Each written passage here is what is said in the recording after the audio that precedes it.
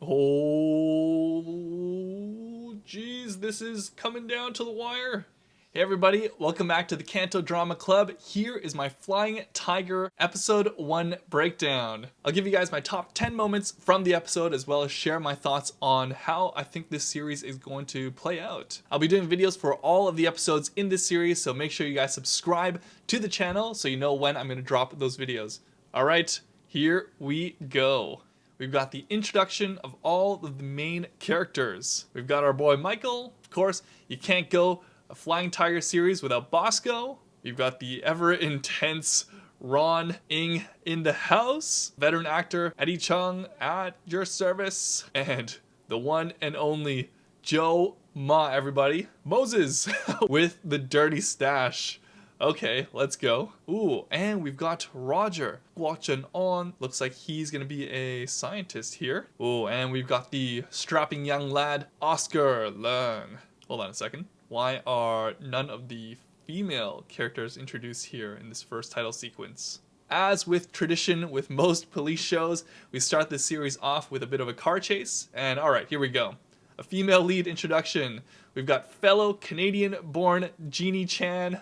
Let's go. And we see the introduction of, I guess, our first villains of the series. Of course, we've got the classic metal briefcases holding valuable information or some sort of hidden drugs or something, I'm guessing.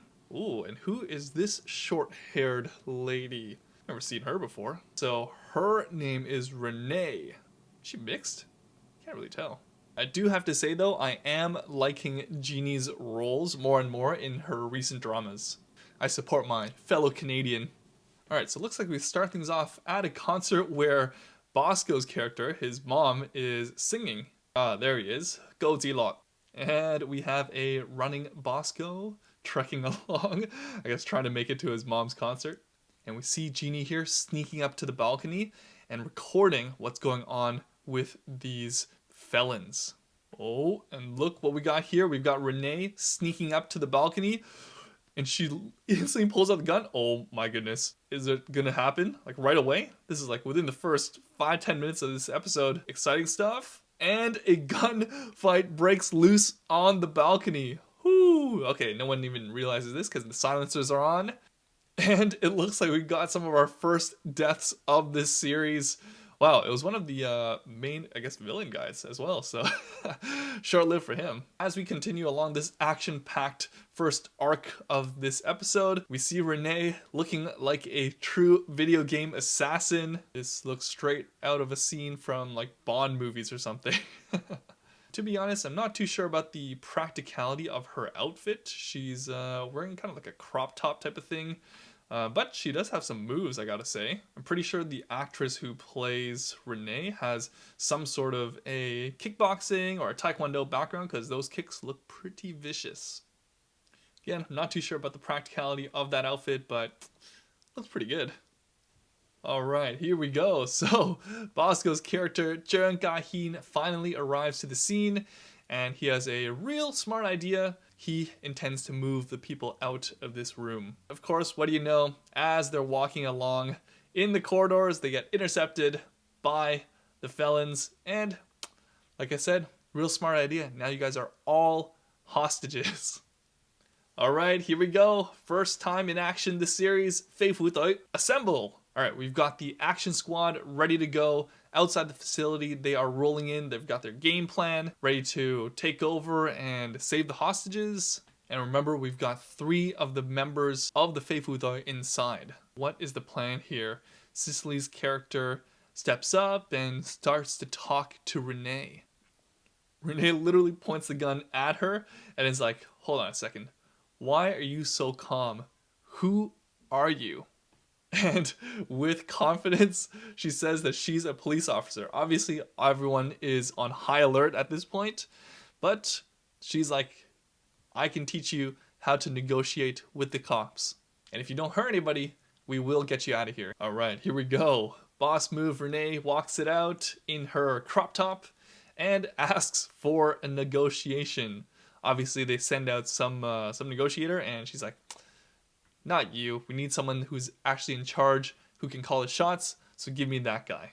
So out comes Mustache Moses to meet and talk to Renee. Essentially, Renee wants an escape vehicle, and then with that escape vehicle, she wants a plane to meet them so that they can get away. The character that Moses plays, he agrees to the demands, but then tells Renee to release the injured people. This proved to be a pretty good strategy because when that injured person came out, they were able to tell the police where exactly they were holding the hostages and the approximate number of people who were inside. So at this point, because they know the intel, what they did from the outside is that they sent a page over to Bosco, Ron, and Cicely's characters. Unfortunately, it's just a one-way communication, so it is a bit risky, but they have to go for it. Like, this is the only way. At this time, the outside faithful assemble, and they start to take action, hoping that Bosco, Ron, and Cicely's characters all have got the notice, and they're going to try to figure something out. With this strategy,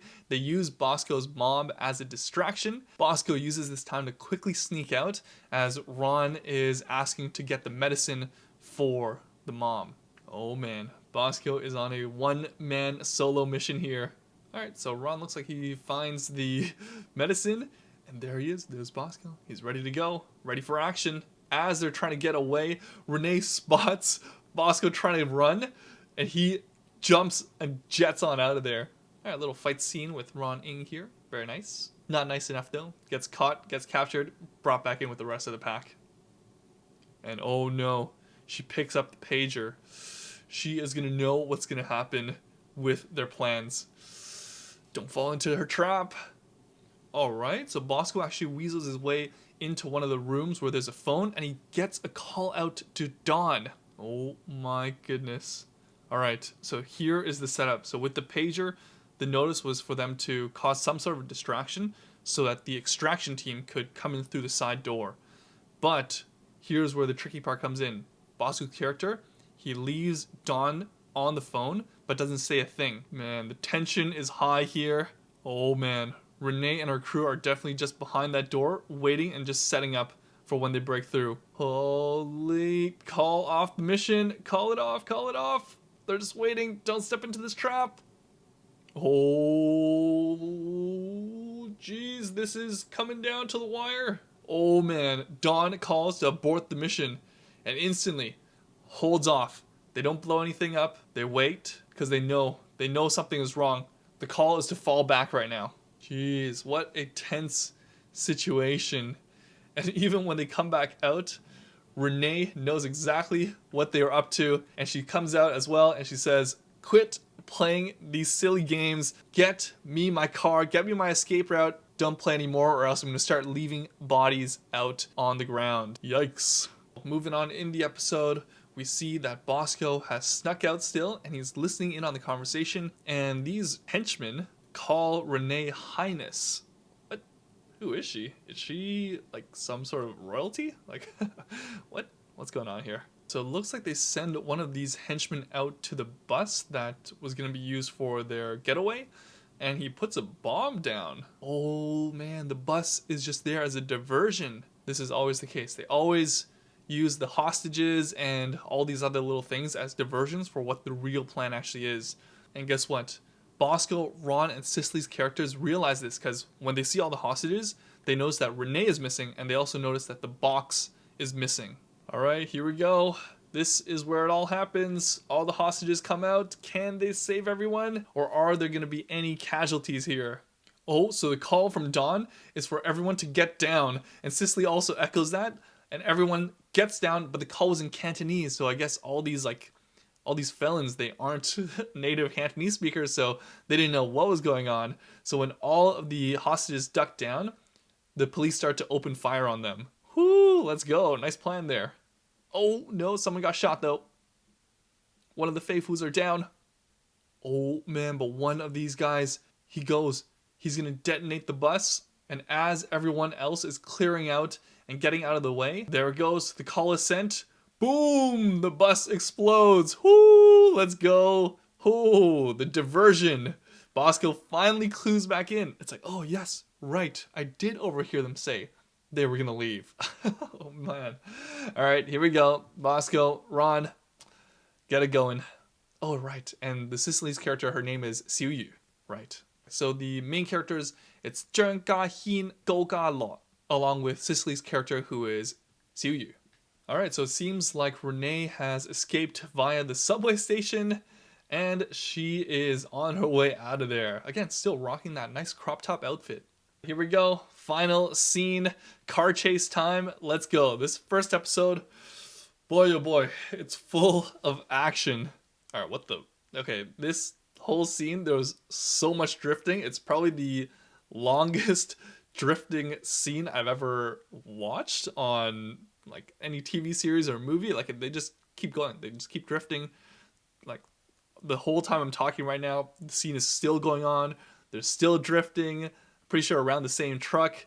Finally she pulls out of it and there we go. How long was that? Was that like a 30-second drifting scene? These cars are getting quite banged up with every bump and every hill. You guys see these cars are just taking a beating.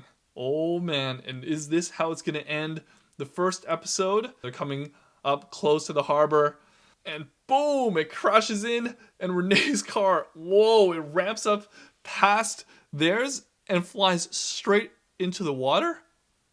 What an ending to this first episode. Holy, wild, absolutely action-packed episode there. Jeez. All right, well, this episode really builds up the hype for the rest of the series. I always like these Fei franchise and, well, police dramas in general. So if you guys are feeling the same hype and the same energy as I do right now, then go right ahead and smash that like button. Make sure you guys subscribe to the channel, turn on the notification bell so you know when my next breakdown video drops. All right, have yourselves a wonderful day, and I'll see you guys on the next one. Peace.